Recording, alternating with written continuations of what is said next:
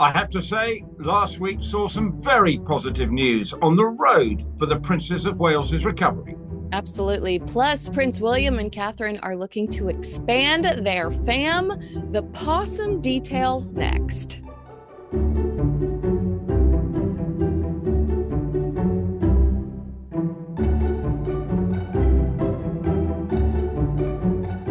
Hello and welcome to Airs and Spares, the show where we bring you insight and opinion into the lives of two rather famous royal couples on both sides of the Atlantic. I'm Kinsey Schofield, and I'll be bringing you updates on the Duke and Duchess of Sussex right here in California. And back in what is a very miserable grey England at the moment as we record this, I will be bringing you hopefully some cheery news on the developments with regard to the Prince and Princess of Wales. Rupert, I'm going to hijack your section for a second because I saw the cutest viral video this week, and I haven't seen this story anywhere yet. It was the most precious exchange in this fan video. A little bit of backstory. The Wales family were heartbroken when their beloved dog Lupo died in 2020. Thankfully, the family quickly welcomed a new addition, care of Catherine's brother, James Middleton. In January of 2021, James, who breeds spaniels, gifted the family Orla. The name Orla is Gaelic, that's of Gaelic origin, and translates to Golden Princess. Orla was from a litter of 6 spaniels bred by Catherine's little brother. And this little puppy, deeply adored by the Wales crew. Earlier this month, while Prince William visited Berkeley Community Pool, he made an exciting admission telling a fan who had her own spaniel there, hopefully we'll have puppies soon, adding, it takes a little while. Orla puppies would be a welcomed distraction after a tough year for the Wales children. You know, the beautiful black pup was featured in Princess Charlotte's 7th birthday photos taken by her mother, and famously, most recently, seen throughout that intimate video shot by Will Warr in Norfolk to announce the end of Catherine's preventative chemotherapy treatment. Orla is related to James' beloved pet Ella, late Ella. And you can get Meet Ella, the Dog Who Saved My Life by James Middleton at a bookstore near you. It's available for purchase now. That is so exciting to look forward to. I'm a dog person. I have 4. They're all sleeping around me right now. But for little kids, what an exciting adventure and kind of the coolest thing ever to see. Well, I think we all know the therapeutic effect of having pets. I have referred to Percy, sometimes his therapy is not the kind of effect you have when he's decided that there's some fresh food to be found around where I live in rural Warwickshire. But there is something very positive about animals being in a household because they do. And James Middleton actually very revealingly has talked about the positive impact that a dog has had on him as he's battled with depression and his mental issues and the effect an animal has had on him. And we can see that whether it be guide dogs. You know that dogs are around to act as man's best friend and woman's best friend. They are there for all. You've got 4 of the little things, as you say, dominating your life, no doubt, Kinsey. I have a cat at the moment, but I did have a much beloved a border terrier called Fudge, who sadly passed away at age 16. And, you know, we miss him still. And all people do. If you look after dogs, and you can just go through anywhere, everyone posts about my friend who's been part of my life. And I think it is important that a dog does help. You know, and it's a welcome distraction and great fun for children. You've got to bring them up properly and respectfully and treat them with care, and they will give you all the love back. So hopefully the Orla and the family will be successful. Whether, you know, then obviously some people will have the privilege, presumably, of owning some very nice spaniels. But we all know that dogs have a huge, and pets as a whole, have a hugely therapeutic effect on the well-being of us as humans, and the Waleses are no exception when it comes to this.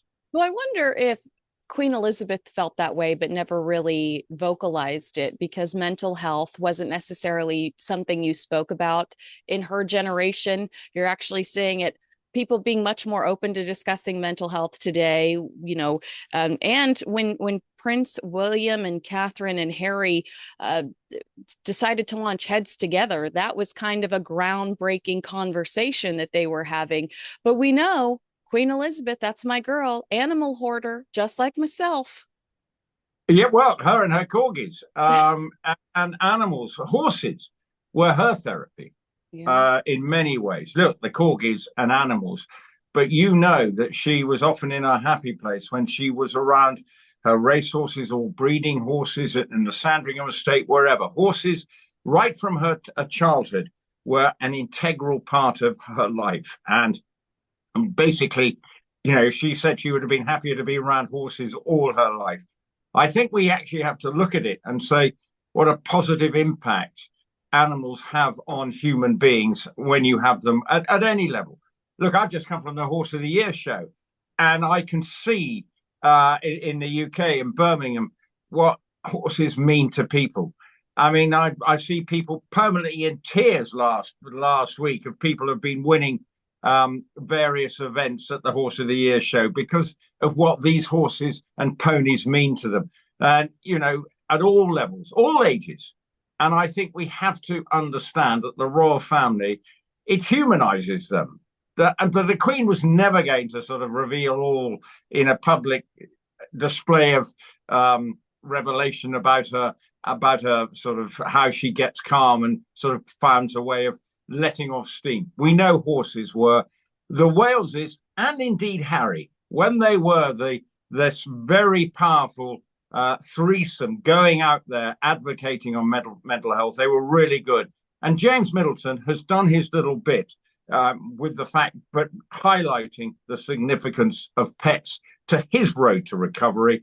And if he's, by contributing as he has done, he will have helped his sister on her road to recovery. I wasn't going to bring this up, but listening to you talk about how great it was to see them, I'm fired up now. I did stumble upon one outlet, and I won't even give them the benefit of the mention, but they were talking about how at the Southport engagement, William and Catherine looked strained, and could this be signs of something going on in the relationship? And to that, I would say, I can't say it because my grandma will be mad at me. But to that, I would give them I'd give them my favorite finger. And I would also say if you watch the video. I'm old enough to be your grandfather here, so please be careful here. But if you watch the videos, actually what I see is two people that are moving in sync with each other. The way he touches her lower back when they're navigating, the way when he's introduced to someone, he brings her forward to ensure that she's included in the conversation. There are so many visuals to show that this couple is united and that he is worried about her, crazy about her, loves her. And I mean, have some compassion. This woman had cancer. Was close enough to it. Like, it angers me beyond all comprehension to see that conversation happening. Calm down, Kinsey. I know. Right. What I would say, look, I think the stresses and strain is actually having her back out on the road, because we're now, what are we? October. It was January. It was revealed all. So, their Christmas was presumably turned on its head, or the Christmas time, because that's when it all unraveled. So for the last 10 months, they've had to navigate their way through quite a complicated scenario. But to see her away from the sort of traditional comfort zones of where she's been at, King's Birthday Parade, Wimbledon, back out meeting the general public, I think, that's probably, it was a big moment, because they know the eyes of the world are going to be on them. Because the moment they came out together in a non sort of what we might say formal capacity, like we're expecting to see her next month at the Remembrance Day service and on that Sunday in November, that's where you actually have to look back and just say, no, we all know people with cancer. the stresses and strains that it puts on all family members is enormous. And in their case, it's going to be magnified because of the level of focus. So I think, when people do write that kind and say that kind of stuff, you find that you think that might be an element of clickbait. Oh, yeah. Oh, yeah. And you've got to slightly look and be up and beyond and say, he's probably thinking, right, how is she? Because he's the only one, apart from her doctors and probably one or two key members of the family, who know exactly what the situation is. And we shouldn't be speculating. We should just be grateful that she felt well enough in these circumstances to get back out on the road again. Let's talk about my favorite heir, Prince George. Now, you told me this is not news to you that he is a Villa fan, but what is new is Mike Tindall sharing some new details about it and how they play in the garden together. That he's this crazy Aston Villa fan that will stop whatever he's doing and sit down wherever he is because he is so engrossed in the game. I do think the conversation around Mike Tindall feeling comfortable enough to share that with us is important. But before we get there, I have two questions for you. A, where does Prince George get his love for Aston Villa? And B, is it a team, because I'm not aware, is it a team you can get behind, or is he often disappointed like I am as a Dallas Cowboys fan? Kinsey, I'm an Aston Villa season ticket holder, as you know. So let's be quite clear. I know it's a team that has ups and downs. Wasn't your team absolutely walloped over last weekend or something? I don't want to talk about it. Okay. So let's be honest. Father like son in his case. He starts out as an Aston Villa fan. Dad's always probably on a Sunday afternoon if they're on television. It's been a roller coaster, and Prince William talks about that, it being a roller coaster. But you can imagine that father and son are sitting around. He can't obviously be like, I used to take my 7-8 year, well, he's now 24, my youngest son. He's a season ticket holder, but we would go and be able, no problem. Whereas poor old George can't just turn up at a football match and say, Dad, let's go. But actually, moving aside, most people can't just go anymore. It's so difficult to get tickets to Aston Villa. But he obviously is in a difficult position. But he is an Aston Villa fan, and that is because of his dad. And I've seen him cheering away. He loves his football like his dad. And so that's how that's come about. But I actually think the more serious point is the way Mike Tindall is extremely clever in giving nuggets. So we all know who he's married to. He's married to Zara Tindall, daughter of the Princess Royal. He, a former Rugby World Cup winner, boy about town. He's a lovely lad. I've spent quite a lot of time with him, and he's great, engaging company. Very few people, you never hear a bad word about him, but his way he manages his royal connections is incredibly clever. Because everybody knows who he is. And we've even seen his podcast where he had Kate and William talking about how competitive they are. And the Princess Royal was in on the act as well. And look, they're all a very good sporting family. The Princess Royal was a top eventer, a European champion. Zara Tindall is a world champion in eventing. And Mike Tindall is a World Cup winner. It is very clever the way and it goes back to the Princess Royal was very astute from way back when. And it's a lesson for other members of the royal family. And I'm not just including Harry and Meghan in this, about making it easy for their children, because Princess Royal married, in her case, another brilliant 3-day eventer, Captain Mark Phillips. So it was bound to be that Zara was always going to ride, and she became world champion. But it was a commoner, no title, no nothing. And she did not want her children to have any title at all. So that she was protecting them, seeing down the line. Yet we all know their connections. But what I think is fascinating is way they've navigated their commercial ability and work very hard at it. And the one thing that Mike does is very clever. He gives nuggets, but it's always a good nugget. And just to tell that George is an Aston Villa fan, it's not news, but it gets people. It confirms what we all know and we can see. But he says how normal they are as a family. And the Tindalls have commercialized their life. They work very hard at it, but you don't feel that it's a burden. And I think I know where you're going to go. Yeah. No, just listening to the way you're describing it, what you're describing is the argument that Meghan tried to make during the Oprah Winfrey interview when she said there are other royals that have been given this opportunity. But Meghan and Harry have been vindictive in the content they've created. They were plotting behind the scenes with QB, I think that was the name of it, before they even announced that they were leaving the British royal family to create bite-sized content for them. I think what inevitably came to fruition was the Netflix deal. But Harry and Meghan just didn't have the same energy. They didn't have the same moral compass that I believe Zara and Mike do.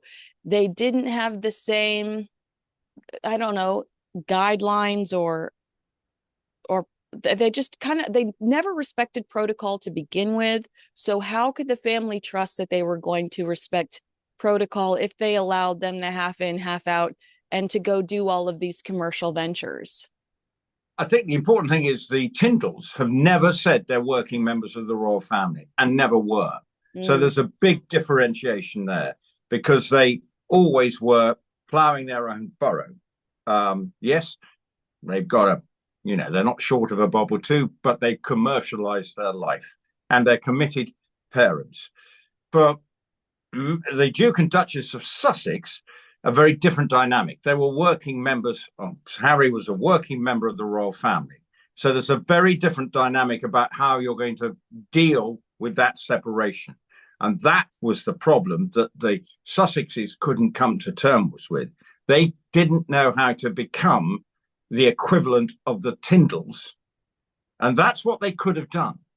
But at the same time, they've gone over to America, yet they've knocked on an HRH moniker on their children in a state in a country that doesn't have titles, which I feel for the poor children there, because why? Right. Whereas that's why the Princess Royal and her lesson is something that the Sussex could learn from. And it's the same in a way for Prince Andrew, because he did exactly the same. Now, no, okay, he was the man, so he was in, but his daughters have been given HRH. They're non-working members of the royal family and are leading their normal life. And, I know people in them say they're lovely and they get on with their lives as much as they can. And I have to say it must be at times pretty trying for the pair of them. But the Sussexes did still see that they were the golden couple. And this was their big problem. They thought they were the golden couple. When they come onto the scene, they were what everyone was interested in. They soon realized that that wasn't the case. And if they've taken a leaf out of the Tindalls book and gone, right, they're the role model, we can commercialize ourselves. But what we don't need to do is to go a-bleating. Mm-hmm. And that was the point that turned people against them, because it became a bleat fest from the moment they did that Oprah Winfrey interview. Well, I think what's important that you just said is that they should have aspired to be the Tindalls, but they were aspiring to be the Beckhams. They should have had much more realistic expectations. Meghan wants to be an entrepreneur. Meghan wants to be a hashtag girl boss. But if she would have just humbly pursued her passions versus trying to take over the world, I think she would have had much more success. Well, I think she's probably jealous of the Beckhams because they've commercialized their life to an nth degree. I mean, David Beckham is still a walking cash register. I mean, it's amazing. And you go, what he does, he just has to turn up. I just hope he can now manage to avoid walking past any more tattoo parlors. I I don't think there's probably any more room to put a tattoo on his body. But Not you know, not only not only a walking cash register, but a walking billboard as well. he's a walking billboard. So I mean, but and Posh has got a fashion design. And a So beauty actually, line, she has a fashion design, a beauty line. She has reality shows. Their docu-series on Netflix was nominated. I think they won an Emmy. I Harry and know. Meghan weren't And even what nominated. that was an example of the most brilliant piece of puffery. Oh yeah. Oh yes. And neither the Beckhams or the Tindalls, pursue the victimhood narrative. They're very much, both of them very much seem like they're happy, content, and excited with their lives, feeling very blessed.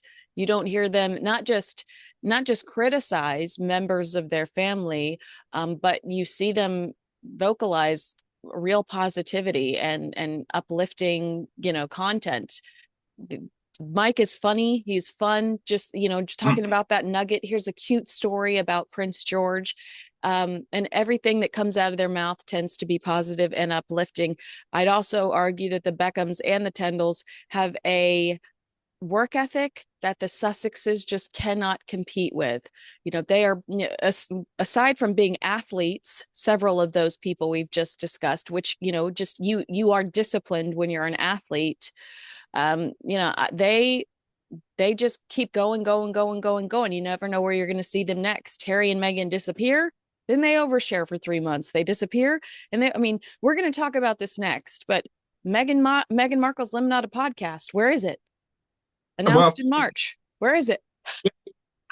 and Mike's been doing this podcast, which has over the years millions of listens, and this is the difference. Sometimes when you look at the Beckhams, I'm sure, they will have complications. They've got kids.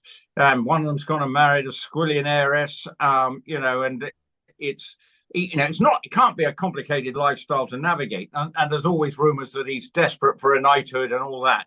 And maybe he is. And, sometimes that's where you think he's probably trying a little too hard. In Beckham's case, but this is not a podcast about the Beckhams. But I think when you look at the Tindalls, they are a role model within the royal family of how to make it work for you without appearing to be trying too hard. But when you see pictures of the children romping around at the Burley horse trials, one Maya is sort of, and they're all clearly, they've got a feral nature about them, which, heck, let's be honest, if you've got your children out in a nice park on a Sunday afternoon, the weather's good, children get feral. Oh my gosh, my girlfriend Stephanie she Ubered to see them at Christmas. She took an Uber from London all the way to Sandringham to see them on Christmas Day. You've got some funny.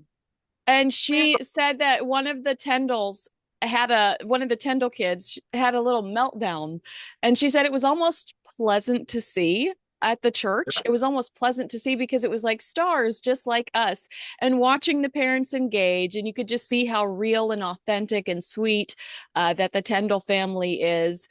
Really quickly, because I know you have a heart out, let's talk about leading into this podcast question I have for you. The internet has tried to suggest that Meghan Markle could reunite with her former Suits co-stars, who have recently started a rewatch podcast. But her old on-screen flame is smothering said gossip. Suit star Patrick J. Adams, when he shed some light recently about his current relationship with Meghan Markle, he admitted that they are not really in touch anymore, because a fan had asked him on Reddit, is it weird now that your co-star is royalty? Are you still in touch? And he said, not really. She leads a very different life for obvious, important reasons. I guess my question to you would be, because we did see the Suits cast invited to Harry and Meghan's wedding, so it's a fair question from a fan to assume that they might still be friendly with each other. But would Lemonada Media resent Meghan appearing on someone else's podcast at this point, a Suits rewatch podcast, when it's been almost a year and she hasn't produced a single episode or thing for Lemonada Media? Is it almost like ridiculous to think that she could be able to do that when there is a entire media entity or a entire podcasting network patiently waiting for Meghan content. Look, I've Suits is now being shown over here. There's always going to be a degree of interest in a program. It's primarily, let's be honest, why it's been bought by the BBC to be shown over, because she's in it. I mean, it probably they wouldn't have gone out, but there's a degree of public interest. I think you have to look at, the acting business is a movable feast. You go and do a job, and okay, if you were in Suits for however many years it was, yes, you would no doubt be, look at the Friends cast. They're probably an exception to the rule. You move on because that's the nature of the business, and you keep in touch. But in Meghan's case, I don't think she's probably helped herself in maintaining her relationships with her cast members. Because if I'm not mistaken, her role was a reasonably significant one. You would have thought that they, if she was leading a normal life in most people's eyes, she would have been happy to come along and just chew the cud with her friends on the cast, because you spend a lot of time together. The program wasn't unsuccessful, but I think they realize that they don't want it to be the Meghan show, the cast members. Or I have something else to pitch at you. What if Meghan Markle really is a bully behind the scenes? And the reason they don't want to work with her is because they disliked her behind the scenes. And the reason they don't come out and say it is because they don't want to be a part of the toxic chaos that continues to be the Harry and Meghan show. I don't know what it was like on the Suits set, but she was there. She was a prominent member of it. But at the same time, if there was a natural warmth towards her, and they didn't feel that she would want to be coming in to take over, then she'd be there. Because if she'd got any sense, and it goes back to the Tindalls, you'd behave with a degree of charm and say, oh, it's lovely to be back. Let's just shoot the breeze and reminisce and go with the flow. But she would probably, I hope she would be able to go back and say that. But we know, even when there's all the fuss about this appearance in this children's hospital, I have no idea went on there, but it seems like she suddenly takes that over. And you go, so the Suits cast are probably saying, yeah, let's just keep getting the royalties, but we don't need the Meghan hassle. All right. Well, I just have one piece of advice for Patrick J. Adams. If he is looking to get in touch with Meghan Markle, all you have to do is say something mean about them in a magazine, and within 24 hours, her team submits a rebuttal. So, I mean, it's that easy, Patrick J. Adams. If you agree with us, disagree with us, make sure you let us know in the comments below. Make sure you like this video. It helps out the channel very much. Like, subscribe, and share with a friend. Rupert, you've been such a joy to have today. I love your insight into all things sports. Well, I'm off now for 10 days in Portugal. So I'm off. Just for anyone who's concerned, yes, it's been another vodka and tonic session, just to make sure that, I'm keeping a consistency for you. And I'll speak to you probably in maybe 2 or 3 weeks' time. But in the meantime, Lisbon, here I come. All right, everybody now imagining Rupert Bell in his Speedo. Thanks, guys. Enjoy the show.